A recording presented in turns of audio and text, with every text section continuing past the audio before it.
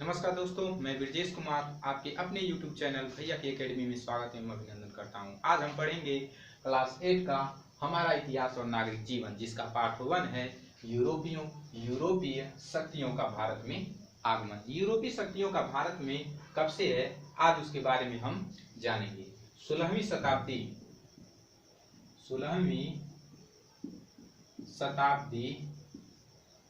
शताब्दी से ही भारत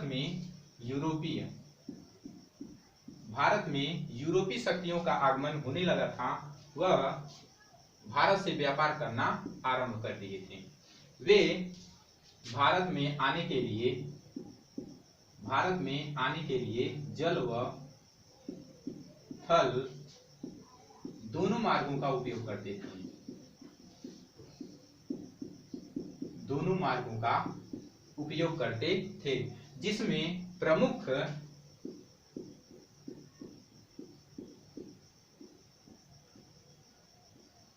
जिसमें प्रमुख व्यापारी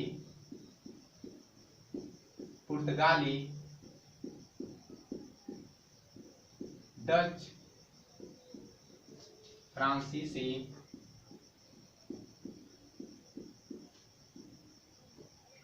व ब्रिटिश थे। भारत से व्यापार करने के लिए उनके पास तीन मार्ग थे।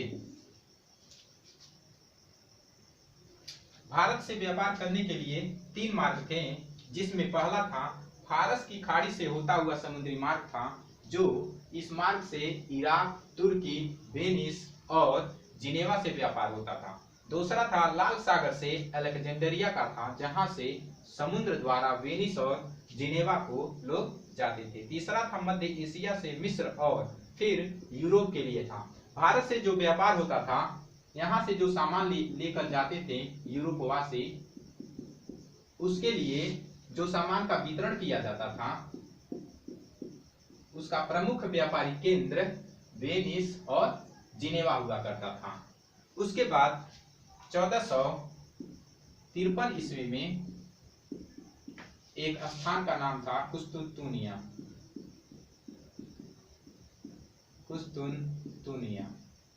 जिस पर तुर्कों ने अधिकार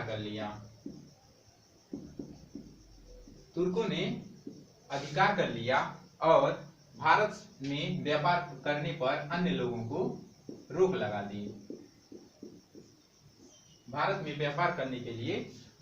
दी। कुस्तुनतुनिया पर जब तुर्कों ने अपना अधिकार कर लिया, तब जो भारत में यूरोप के निवासी थे, जो भारत में यूरोप के व्यापारी थे, व्यापार भारत में नहीं कर पा रहे थे। और तुर्क जो लोग थे वह भारत और यूरोप के मध्य जो संचार के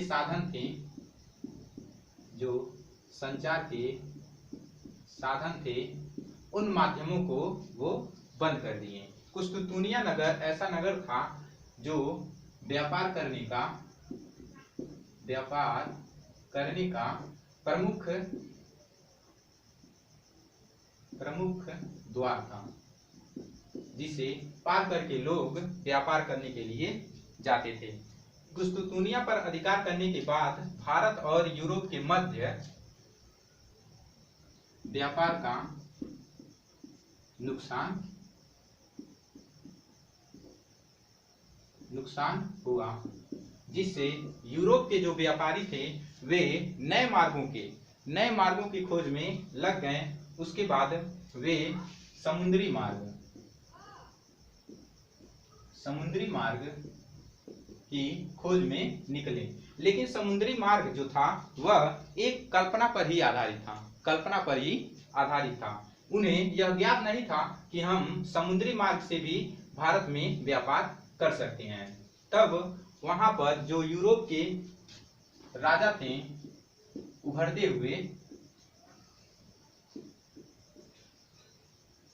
हुए जो राजा थे, उनसे धन लेने के लिए उन्हें लालच दी कि अगर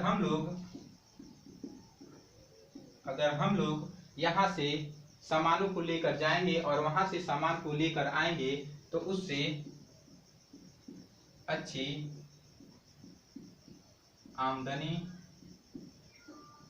आमदनी होगी, जिससे आपके साम्राज्य में राजकोष की वृद्धि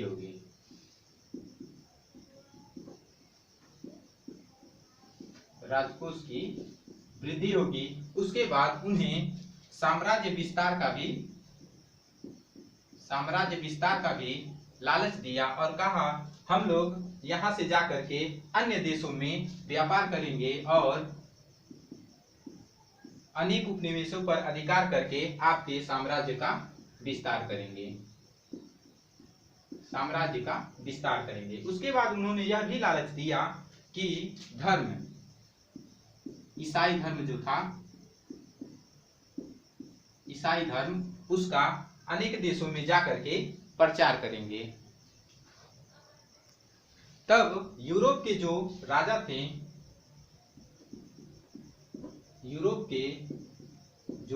थे वह नाविकों की सहायता की और उनके खर्चों का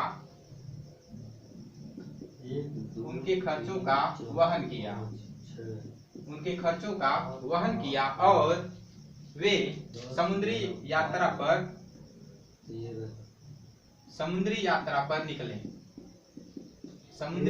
पर निकले और लंबी यात्रा करने के बाद एक कुतुबनुमा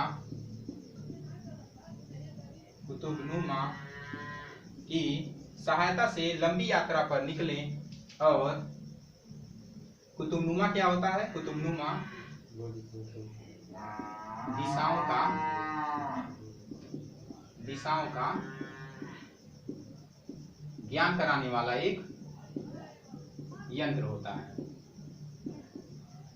स्पेन का निवासी कोलंबस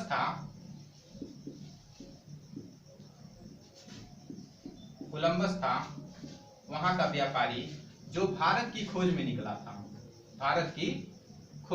था, लेकिन उसने अमेरिका की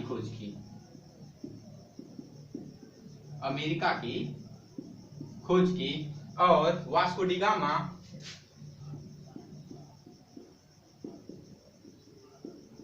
गामा समुद्री यात्रा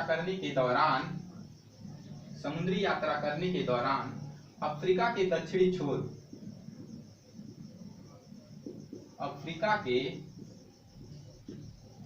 दक्षिणी छोर से होते हुए भारत के पश्चिमी तट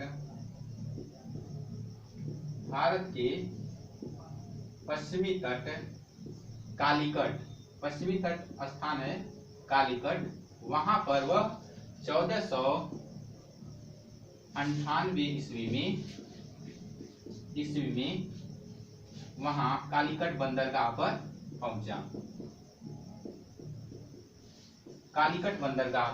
पहुंचा। पुर्तगाली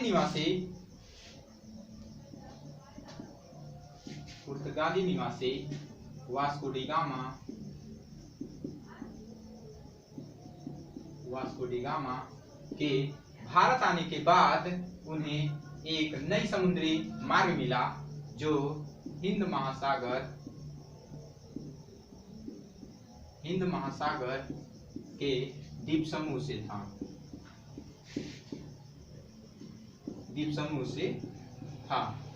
अब पुर्तगाल और भारत के मध्य पुनः व्यापार आरंभ हो गया। पुर्तगाल और यूरोप के मध्य व्यापार आरंभ हो गया। पुर्तगालियों ने हिंद महासागर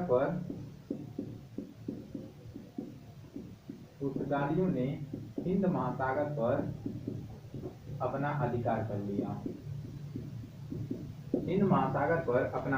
कर लिया और किसी को भी किसी को भी हिंद महासागर से व्यापार करने नहीं देते थे। पुर्तगालियों की नौसेना भी जो थी वह बहुत ही मजबूत थी। अगर किसी को उससे व्यापार करना होता था तो पुर्तगाली नौसेना से इजाजत लेनी पड़ती थी। पुर्तगाली जो थे वह सोना चांदी भारत लाते थे और यहाँ से सूती रेशमी कपड़े व मसाले ले जाते थे और वहां पर उसे बेचकर उससे अधिक मुनाफा कमाते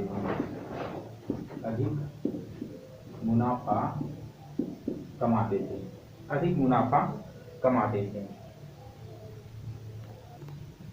वास्को डी गामा के भारत आने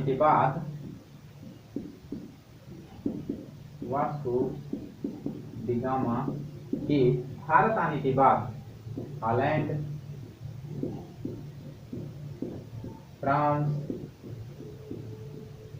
इंग्लैंड देश के व्यापारी भारत आने लगे।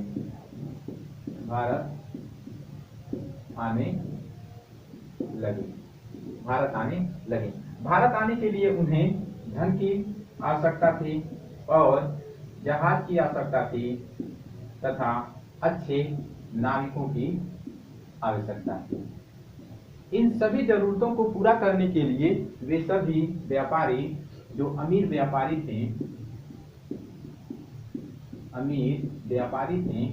1600 से 1674 ईस्वी के बीच 1600 से 1674 ईस्वी के बीच व्यापारिक कंपनियों की स्थापना की, जिसमें व्यापारिक कंपनी थे हॉलैंड के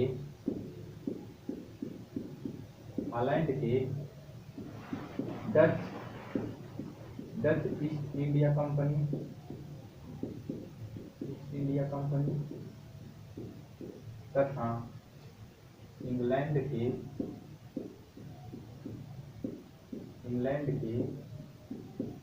British east India company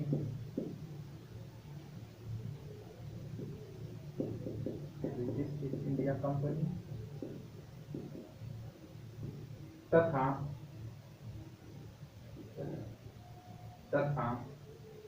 France के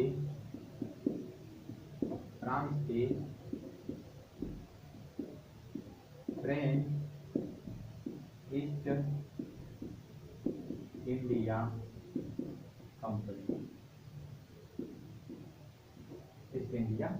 कंपनी। व्यापारिक कंपनी का अर्थ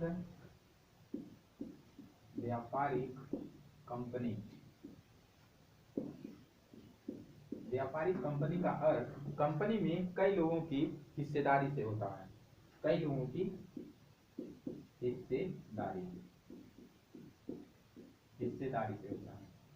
और ये जो हिस्सेदार होते हैं अपनी अपनी पूंजी के अनुसार, जो पूंजी वो लगाते थे उसके अनुसार वे लाभ को कमाते थे। लाभ कमाना। उसके बाद आता है पुर्तगाली सबसे पहले ही भारत में आए थे। और उन्होंने दमन व दीव को अपना व्यापारिक केंद्र स्थापित किया। इन कंपनियों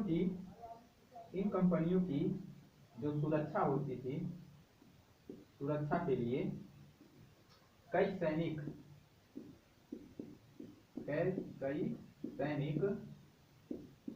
उस कंपनी पर तैनात रहते थे। उस समय तक भारत के शासक थे उस समय के, वह नौसेना के बारे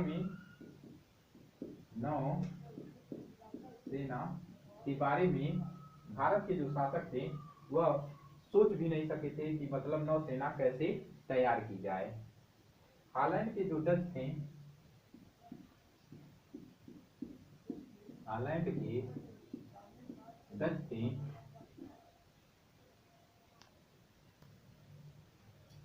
हॉलैंड के जो डच थे कालीकट, कोचीन, नागापट्टनम तथा चिंसुरा में अपने व्यापारिक केंद्र स्थापित किए थे। उसके बाद फ्रांसीसियों ने मछलीपट्टनम स्थान था, पांडिचेरी था, चंद्रनगर व माही नगर में अपने व्यापारिक केंद्र स्थापित किए थे। उसके बाद अंग्रेज जो थे वह समुद्र के तक ही सीमित नहीं रहे, वह समुद्र तक ही सीमित नहीं रहे, बल्कि सूरत में, कैम्बे में, अहमदाबाद, आगरा, भड़ौज, पटना और कासिम बाजार में अपने व्यापार को फैलाया और व्यापारिक केंद्र स्थापित किया। व्यापारिक केंद्र स्थापित किया। उस समय तक पुर्तगालियों से जो अन्य यूरोप के व्यापारी थे वह उनके हाथों से व्यापार छीनने में लगे रहते थे।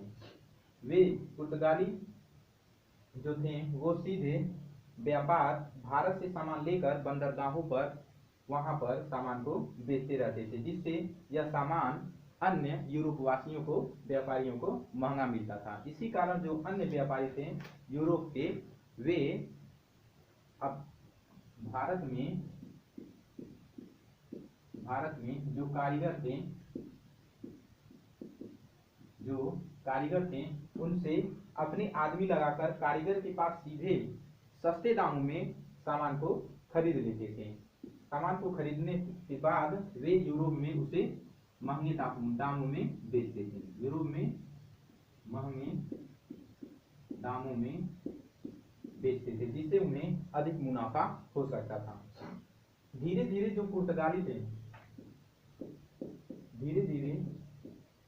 पुर्तगाली थे उनके पास जो नौसेना व जो किले की रखवाली के लिए सैनिक रहते थे वह धीरे धीरे कमजोर होते गए और उनके बाद जो हॉलैंड के जो डच थे, फ्रांसीसी थे और अंग्रेज थे उन पर हावी होने लगे और अन्य तरीकों से वहां के शासकों को लालच देने लगे, जिसके कारण वे विदेशी जो कंपनियां थी, विदेशी कंपनियां जो थी वह भारत में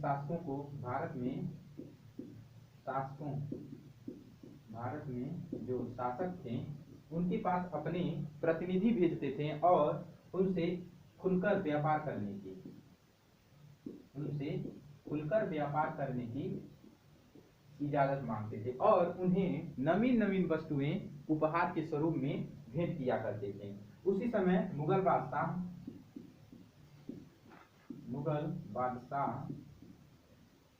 जहांगीर थे, जिसके समय में कैप्टन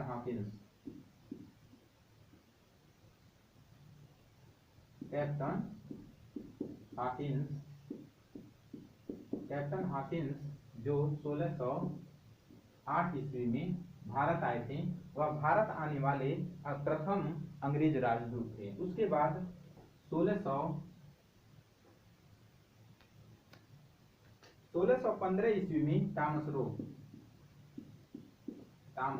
रो दूसरे राजदूत थे जो जहांगीर के समय में भारत आए थे। उस समय मुगल बादशाह के मन में यह आशा थी कि ये व्यापारी या भारत में आकर व्यापार करेंगे और उससे बहुत सारा कर मिलेगा, जिससे हमारे राजकोष में बढ़ोतरी होगी। यह जहांगीर सोचा करते थे। अंग्रेज, फ्रांसीसी व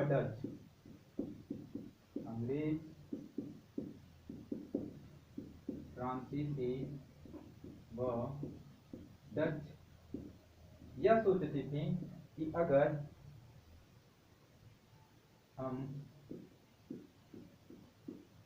भारत में व्यापार करेंगे तो इससे हमें बहुत धन का लाभ होगा। इसी कारण वे कहते थे कि हम भारत की नौसेना की रक्षा तभी करेंगे जब हमें भारत में व्यापार करने की छूट मिलेगी। इससे ये जो व्यापारी थे भारत में आकर के गोदाम बनाने लगे, गोदाम बनाया अपने सामानों को रखने के लिए, और उसके बाद से ही यहाँ पर व्यापारियों को लाभ होने लगा, जिसके चलते यहाँ पर उनके साम्राज्य में विस्तार हुआ और उसके बाद से ही अंग्रेजी सत्ता की स्थापना होती है। अगर ये वीडियो आपको पसंद आया हो तो प्लीज़ लाइक करना, सब्सक्राइब करना और शेयर करना ना भूलें, और हाँ, कमेंट करना ना भूलें। धन्यवाद।